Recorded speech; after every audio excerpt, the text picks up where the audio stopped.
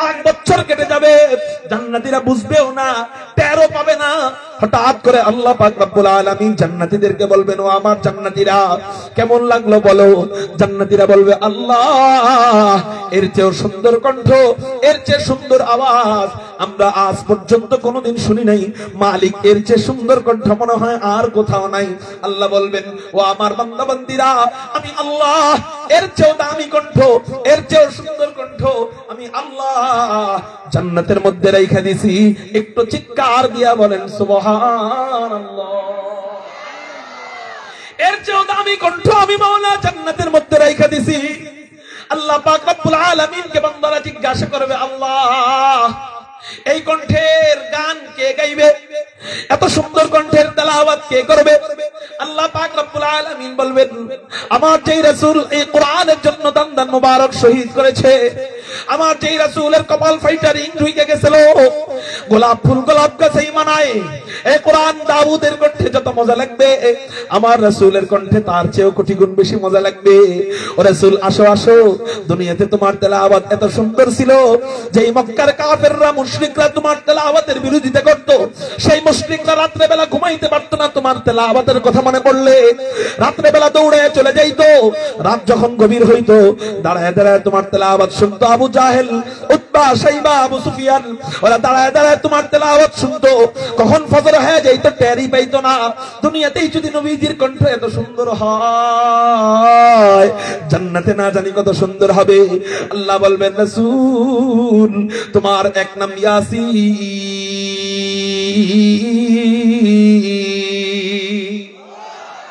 তোমার এক নাম ইয়াসিন, ইয়াসিন নামের তেলাওয়াত তুমি শুরু করে দাও। আমি আল্লাহ আজকে তোমার তেলাওয়াত একা শুনবো না, আমার সমস্ত বান্দারা, আমার সমস্ত জান্নাতের মাখলুকেরা তোমার তেলাওয়াতের সুরের ঝংকার শুনবে আর এই নিয়ামতের স্বাদ উপভোগ করবে। হযরতে হাদিয়ে কুল, ফখরে রাসূল, ইমামুল আম্বিয়া, সাইয়্যিদুল আম্বিয়া, সাইয়্যিদুল খালায়েক, আহমদ মুজতাবা, মুহাম্মদুর রাসূলুল্লাহ সাল্লাল্লাহু আলাইহি ওয়াসাল্লাম এই তেলাওয়াত করা যখন শুরু করবে, ইয়াসিন ওয়াল কুরআনিল হাকীম ইন্নাকা লামিনাল মুরসালিন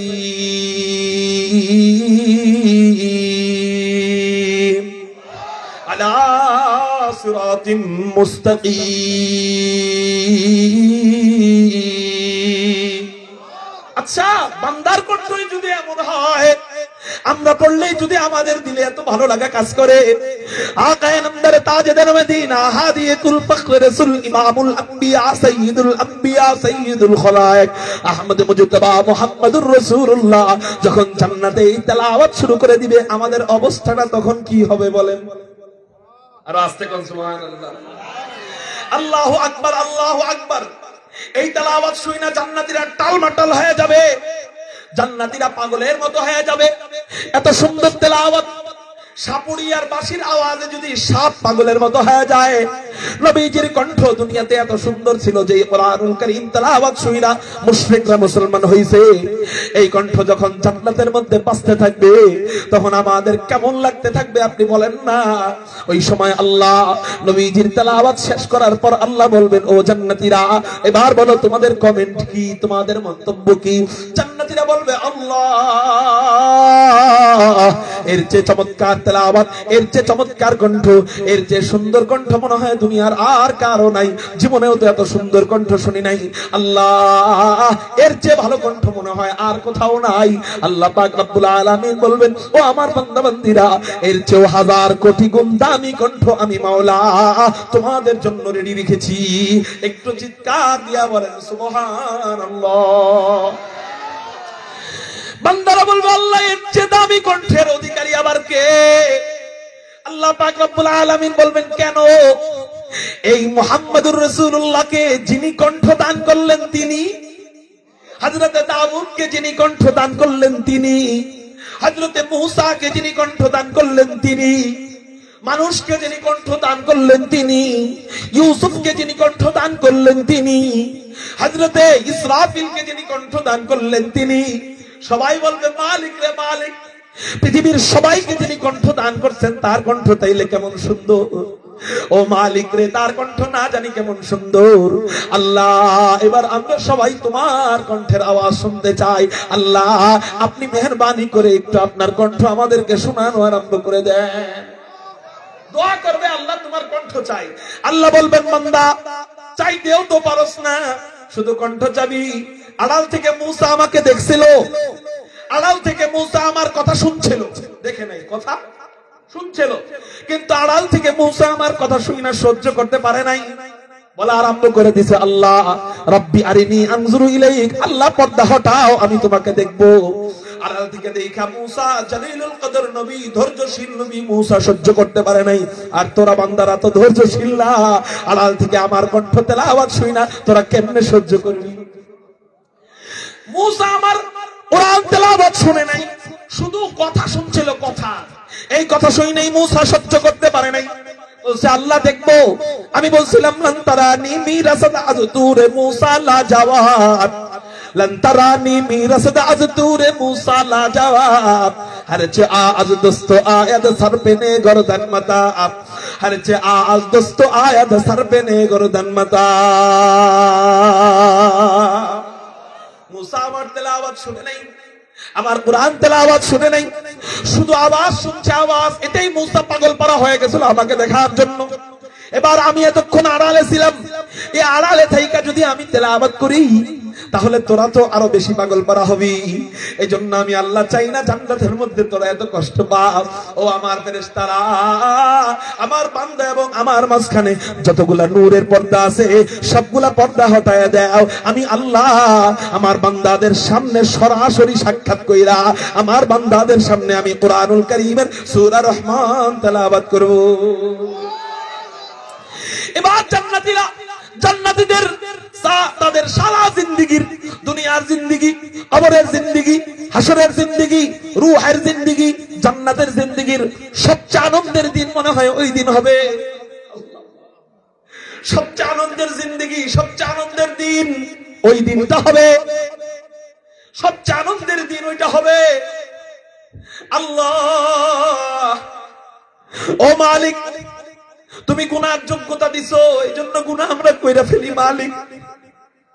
ও মালিক, চাই গুনাহ করব না, কিন্তু হয়ে যায় মালিক। আল্লাহ, আমরা গুনাহ করতে যত ভালোবাসি, তুমি তো আমাদেরকে মাফ করতে তার চেয়েও কোটি গুণ বেশি ভালোবাসো। আল্লাহ, ওই মাহফিলের দৃশ্য থেকে আমাদেরকে তুমি ফিরাইয়া দিও না। ও মালিক, আমরা সবাই ওই মাহফিলে তোমার চেহারা, কুদরতি চেহারা আমরা দেখতে চাই। সবাই হাত উঠায় বলেন আল্লাহুম্মা আমিন। সবাই বলেন, আল্লাহ তুমি কবুল করো, আমিন বলে হাত নামা। আল্লাহ পাক রব্বুল আলামিনের আদেশে ফেরেশতারা নূরের পর্দাগুলো সব সরায় ফেলবে। জান্নাতীরা নতুন কিছু দেখতে পারবে। এতদিন যা দেখছে সব এখন তুচ্ছ। আল্লাহ ওই সময় সূরা রহমান তেলাওয়াত শুরু করবেন। ওই দিন আল্লাহ আনার রহমান বলে তেলাওয়াত শুরু করবেন। আল্লাহ বলবেন, আনার রহমান আল্লামাল কুরআন খালাকাল ইনসান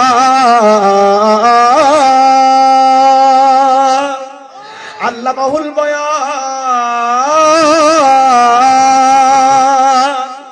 আল্লাহু আকবার। আল্লাহ পাক রব্বুল আলামিন আর রহমান বলে তেলাওয়াত শুরু করবেন। ওই তেলাওয়াতের মজা, ওই সুরের ঝংকার, পৃথিবীর কোটি কোটি মাখলুকের, সমস্ত মাখলুকের সুর যদি এক পাল্লায় রাখা হয়, আল্লাহর সুর যদি, আল্লাহর সুরের হাজার কোটি ভাগের এক ভাগ যদি আরেক পাল্লায় রাখা হয়, পৃথিবীর সব মাখলুকের চেয়ে আল্লাহ পাকের সুরের আওয়াজ কোটি গুণ বেশি সুন্দর। এবং আল্লাহর চেহারার কথা, কুদরতি চেহারার কথা আর কি বলবো, ওটা তো আমি দেখি না, আমি বলবো কেন? এটা আল্লাহ, আল্লাহ যিনি সব সৌন্দর্য বানাইছেন।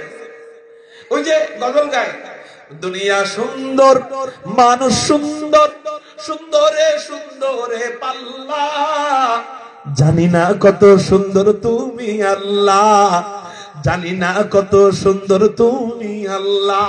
আসলেই জানি না তিনি কত সুন্দর। আল্লাহু আকবার। ওই তেলাওয়াতের সুরের ঝংকার যখন আমরা শুনবো, আর ওই সৌন্দর্য যখন উপভোগ করব, আমরা এখন আল্লাহকে বলা আরম্ভ করব, আল্লাহ মালিক রে, এতদিন কিসের জন্য আমল করতাম, কিসের জন্য সওয়াব কামাইতাম, আর কি দেখলাম? মালিক এতদিন আমল করতাম, আল্লাহ জান্নাত দিও, আল্লাহ জান্নাতি বাড়ি দিও, আল্লাহ জান্নাতি গাড়ি দিও, আল্লাহ জান্নাতি বিবি দিও, আল্লাহ তোমার পাশে আশ্রয় দিও, এরকম দোয়া করতাম। কিন্তু মালিক তুমি যে এত সুন্দর, এটা যদি আমরা আগে বুঝতে পারতাম তাহলে আমরা শুধুই তোমাকে দেখার দোয়া করতাম, যে আল্লাহ মরণের পর থেকে নিয়ে আদি অনন্তকাল আর কিচ্ছুর দরকার নাই, শুধু তোমাকে দেখবো, শুধুই এই দোয়া করতাম। মালিক রে, এই জন্যই তো হযরত আব্দুল কাদের জিলানী রাহমাতুল্লাহ আলাইহি আল্লাহর কাছে কি কয় জানেন?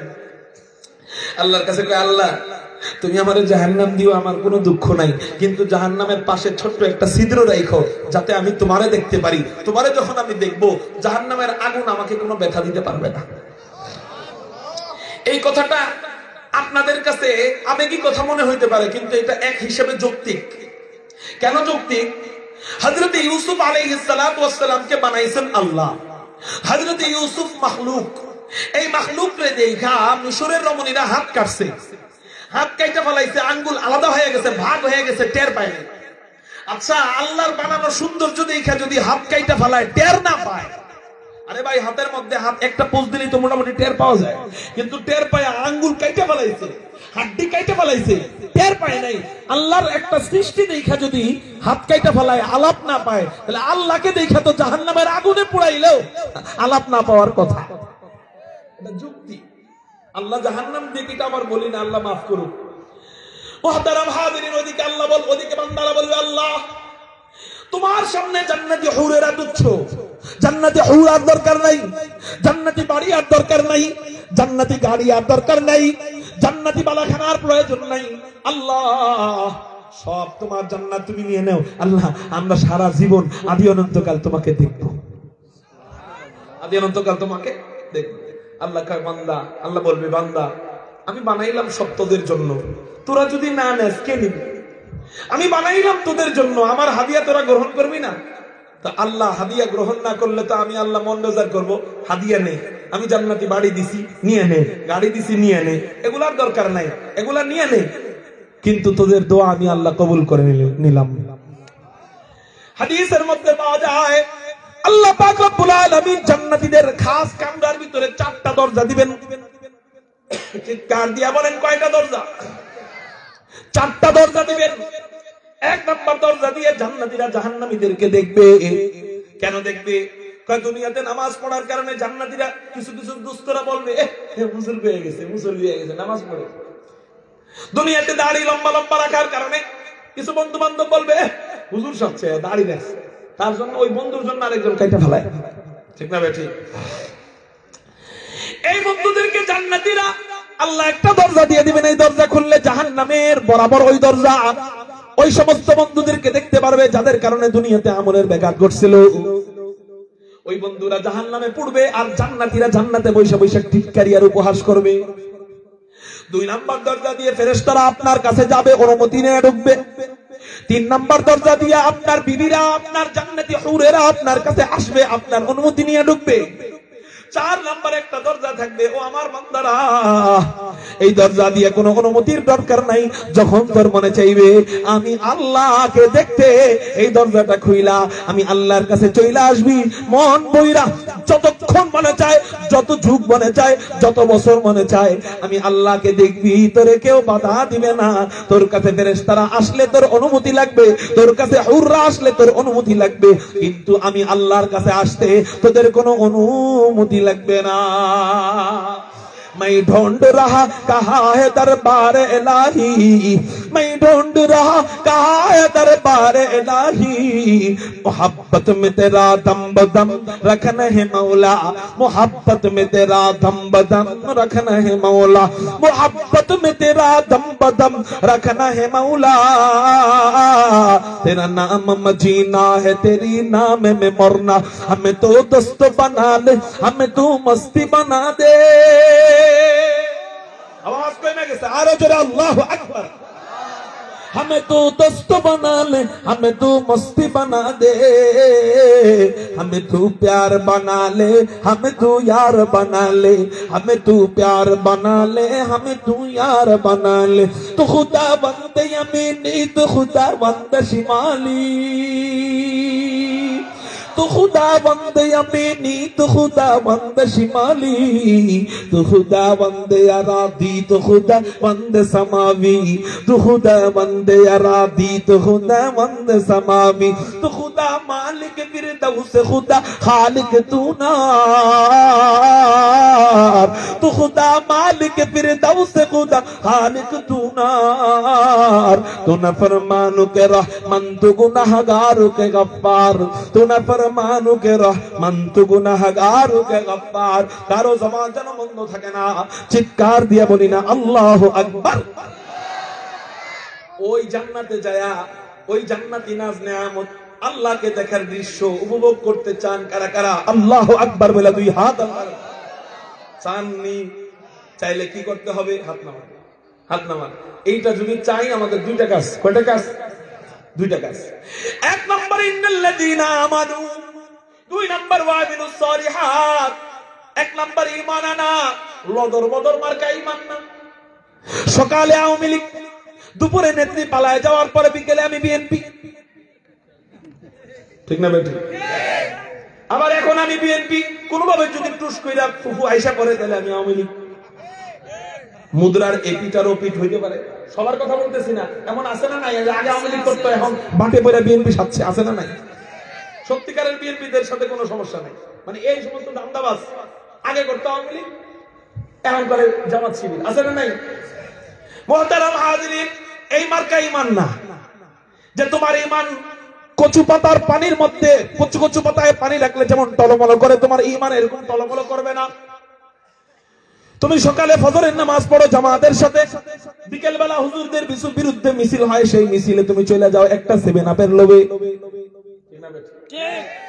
এই মার্কা ঈমান নয় কেমন ঈমান আল্লাহ পছন্দ করেন হুজুর দেওয়ানবাগী বলে আমরা সঠিক আট্রসি বলে আমার ঈমান সঠিক সুরেশ্বরী বলে আমার ঈমান সঠিক জাকের পার্টি বলে আমার ঈমান সঠিক ঠিক না বেটি হুজুর তাহলে এত 14 দলের সবগুলা ঈমানই যদি কয় আমাদের ঈমান সঠিক তাদের ঈমান বেঠিক প্রত্যেক দল কয় আমার ঈমান সঠিক তার ঈমান বেঠিক তাহলে হুজুর আমরা কাদের মতো ঈমান আনবো কার ঈমানের মতো ঈমান আনবো কার ঈমানটারে আমার ঈমানের মাপকাঠি বানাবো মানে কাদের ঈমানটা মতো করে আমার ঈমানটাকে সাজাবো উত্তর আল্লাহ নিজেই দিতেছেন আমিনু কামা আমানান নাস তোমরা ঈমান আনো সাহাবায়ে কেরামদের মতো ঈমান সুবহানাল্লাহ বলেন তাহলে আল্লাহ আমাদেরকে সাহাবায়ে কেরাম আমাদের সাহাবায়ে কেরাম নবীজির সাহাবায়ে কেরামদেরকে ঈমান আনার মেয়ার বানায় দিলেন মাপকাঠি বানায় দিলেন মানদণ্ড বানায় দিলেন এইজন্য আহলুস সুন্নাত ওয়াল জামাতের আকীদা হলো সাহাবায়ে কেরাম হলো মেয়ারে হক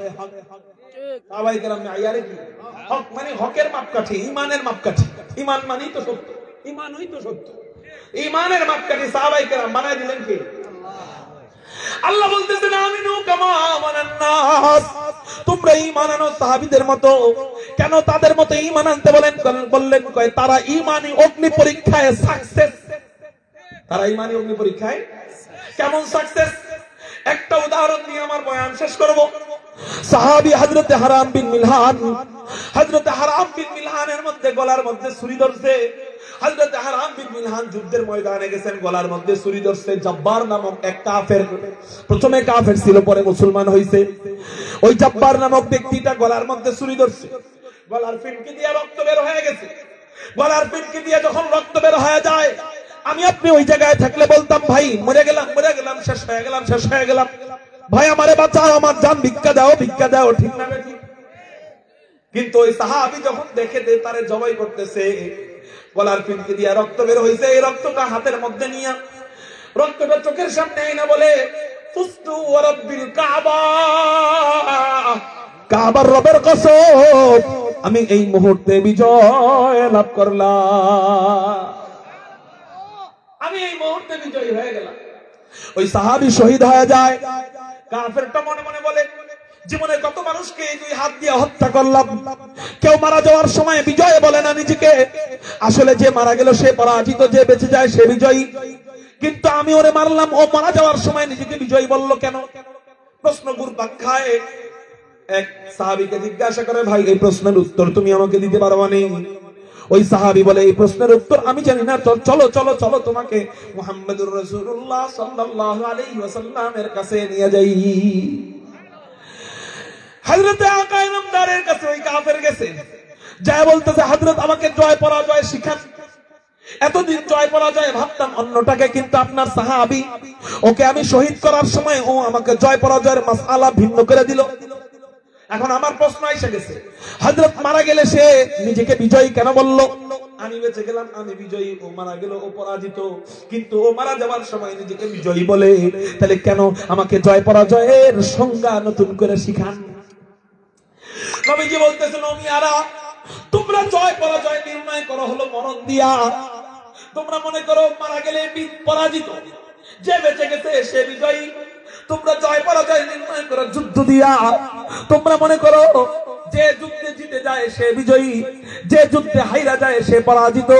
কিন্তু আলহামদুলিল্লাহ, আলহামদুলিল্লাহ, আমরা মুমিন মুসলমানরা মরণ দিয়া আমরা ঈমান, আমরা মরণ দিয়া আমাদের জয় পরাজয় মিলাই না, আমরা যুদ্ধ দিয়া আমাদের জয় পরাজয় মিলাই না, আমরা আমাদের জয় পরাজয় মিলাই ঈমান দিয়া। আমরা ঈমান দিয়ে আমাদের জয় পরাজয় মিলাই। আমরা যখন কঠিন পরিস্থিতিতেও ঈমানী অগ্নি পরীক্ষায় সাকসেস হতে পারি, ওই যে ঈমানী অগ্নি পরীক্ষা, গলা দিয়া রক্ত বের হয়, শহীদ হয়ে যাবে নিশ্চিত জেনে গেছে, এই মুহূর্তেও বলে ফুস্তু রাব্বিল কাবা, কাবার রবের কসম আমি বিজয় হয়ে গেলাম। আমরা মরণ দিয়া জয় পরাজয় মাপি না, আমরা যুদ্ধ দিয়া জয় পরাজয় মাপি না, আমরা জয় পরাজয় মাপি ঈমান দিয়া। আমাদের ঈমান নিয়ে যখন আল্লাহর সামনে নামাজে দাঁড়াই, ঈমান নিয়ে যখন আমরা রোজা রাখি, ঈমান নিয়ে যখন আমরা হজ করি, ঈমান কুফর মুক্ত ঈমান, শিরক মুক্ত ঈমান, বিদআত মুক্ত ঈমান নিয়ে যখন আমরা কবরে যাই, তখন ওই আমরা মনে করি আমরা সত্যিকারের বিজয় অর্জন করতে পারলাম। ওয়ালা তাইনু ওয়ালা তাহজানু ওয়া আনতুমুল আ'লাউনা ইন কুনতুম মুমিনিন।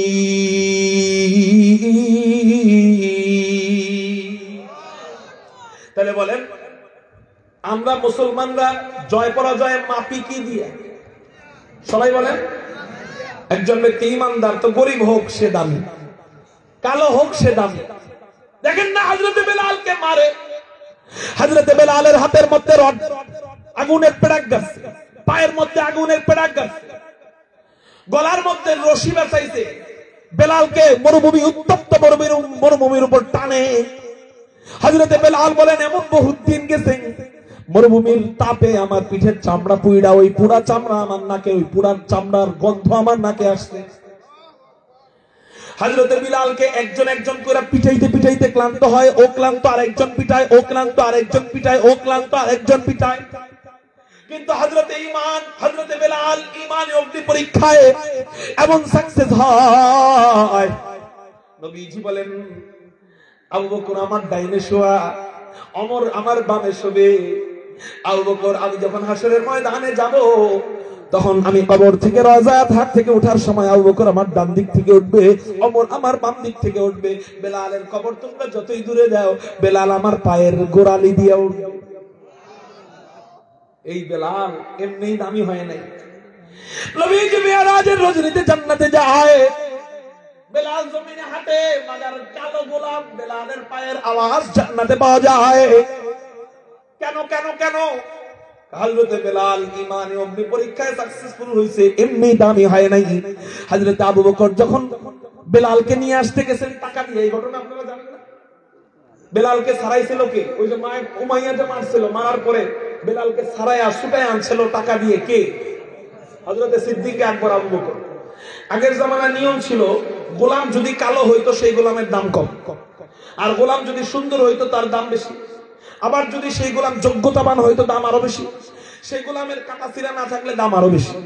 কিন্তু বেলালের যোগ্যতাও নাই, চেহারাও নাই, সৌন্দর্যও নাই, আবার পিটাইয়া মাথার থেকে পা পর্যন্ত কাটাছিরা দাগ বানায় ফেলছে। শুধু দাগ বানাইছে তা না, বেলালের চেহারা দেখে নবীজি চিনতে পারে নাই, একবারে আপাতমস্তক রক্তে রঞ্জিত ভরা। এই বেলালকে ছাড়াই আনতে গেছে হযরত আবু বকর। তাহলে ওদের কাছে কোন গোলামের দাম বেশি? যেই গোলামের শরীরে দাগ নাই, কিন্তু বেলালের পুরো শরীর কি ভরা? দাগে ভরা, দাগে ভরা। সেই গোলামের দাম কম না বেশি? আরে কাফেরদের কাছে কম না বেশি? কম।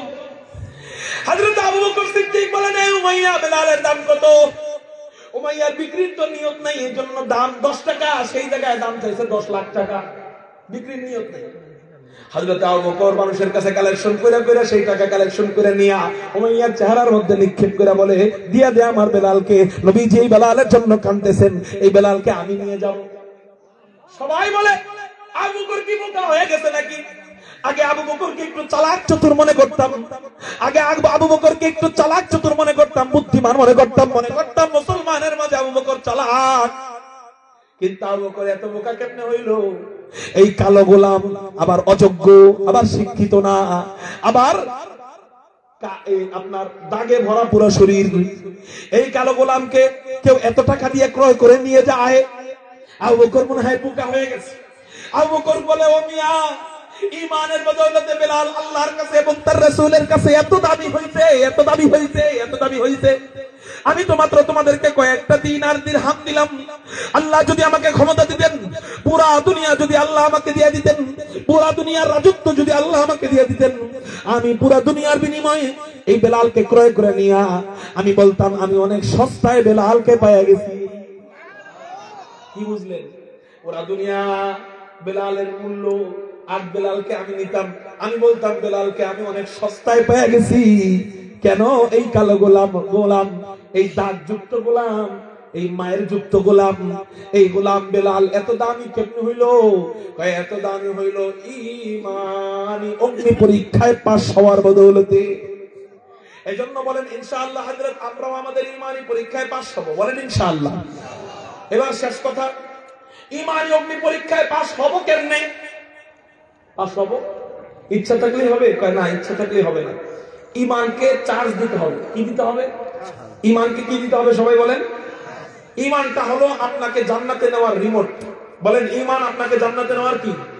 কেমনে রিমোট? আপনার চুরি করতে মনে চাইতেছে, ঈমান আপনাকে বাধা দিবে। যদি ঈমান ভালো থাকে, চুরি করিস না, তুই একজন ঈমানদার মুসলমান, আপনি বাধা দিবে। এই যে আপনাকে যে কন্ট্রোল করলো, আপনার চুরি করা থেকে আপনাকে বাঁচাইলো, এটা ঈমানে বাঁচাইছে। আপনি জিনা করতে গেছেন, আপনার ঈমান এত মজবুত, ঈমান আপনাকে বলতেছে না, এই জিনা করলে দুনিয়ার কেউ না দেখুক, আল্লাহ তো দেখবে, তুই যা, সরে যা। এই যে আপনি সরে গেলেন, এটা আপনার ঈমান আপনাকে সরাইছে। তাহলে আপনার দেহকে জাহান্নাম থেকে বাঁচায় জান্নাতের দিকে নিতেছে যে রিমোট কন্ট্রোল, সেই রিমোট কন্ট্রোলের নাম কি? এবার বলেন, রিমোট কন্ট্রোল চার্জ ছাড়া চলে? সবাই বলে, রিমোট চার্জ ছাড়া চলে? রিমোটের চার্জ লাগে না? রিমোট, ঈমান নামক রিমোটের চার্জার হলো আল্লাহ যেখানেই ঈমান আনছেন, পাশে আরেকটা জিনিস আনছেন, সেটা হলো চার্জার। আপনাকে এসি ওয়ালারা যখনই দিবে আপনার, অথবা মোবাইল ওয়ালারা আপনাকে যখন ব্যাটারি দিবে, চার্জার দিবেন একটা। তো আল্লাহ যেখানেই কোরআনুল কারীমের যে জায়গায় ঈমান আনছেন, পাশে চার্জার আছে। আল্লাযীনা আমানু ওয়া আমিলুস সালিহাত, মান আমিলা সালিহান মিন যাকারিন আও উনসা ওয়া হুয়া মুমিন, ইন্নাল্লাযীনা আমানু ওয়া আমিলুস সালিহাত, ঈমানের পাশে আল্লাহ ওয়া আমিলুস সালিহাত বলছে, নেক আমল আছে। তার কারণ কি? কোনো না কোনো কারণ তো আছে। কারণ হলো ঈমান তোমাকে জান্নাতের দিকে নিবে, জান্নাতের দিকে নিয়ে নেওয়ার রিমোট হলো ঈমান, আর ওই রিমোটের চার্জার হলো তোমার নেক আমল। কয় হুজুর দাড়ি নেই তো কি হয়েছে, আমার ঈমান ঠিক আছে। আমিও বলি হ্যাঁ, তোমার ঈমান ঠিক আছে। ওই ঈমান চার্জ ছাড়া রিমোটের মতো, ওই ঈমান তোমাকে জিনা থেকে বাঁচাবে না। হুজুর আমি নামাজ পড়ি না তো কি হয়েছে, আমার ঈমান ঠিক আছে। হুজুর আমি সুদ খাই তো কি হয়েছে, আমার ঈমান ঠিক আছে। এরকম বলে কিনা? এই ঈমান, আমি বলবো ঈমান ঠিক আছে, কিন্তু তোমার ঈমান চার্জ ছাড়া রিমোটের মতো। ওই রিমোট দিয়ে এসিও চলে না, টিভিও চলে না, ফ্যানও চলে। তোমার ওই ঈমান দিয়া তুমি জিনাও বন্ধ করতে পারো না, ঘুষও বন্ধ করতে পারো না, সুদও বন্ধ করতে পারো না। ওই ঈমান দিয়ে ঈমানে অগ্নি পরীক্ষা দিতে পারবা? তাহলে কোন ঈমান দিয়ে পারবো?